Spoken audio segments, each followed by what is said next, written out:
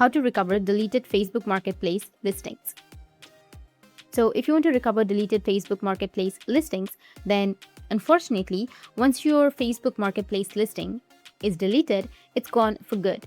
Facebook will ask you twice to confirm before deleting, so it's a big decision. Once it's gone, there's no way to recover it. But before you panic, there are a couple of things that you can try. So option number one is to reach out to Facebook customer support.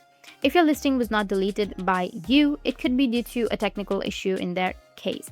You can contact your customer support, which might be able to help you recover it. But if you deleted it on purpose, well, you're out of luck. Second option is to relist your item instead.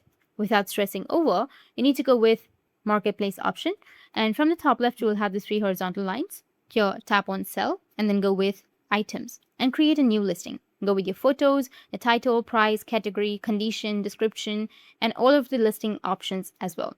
So if your Facebook Marketplace listing gets deleted, there's no magic button to get it back. But you can contact Facebook customer support to check if it was a glitch, or you can easily relist your item by following a few simple steps. If you found this video helpful, hit the subscribe button, and thanks for watching.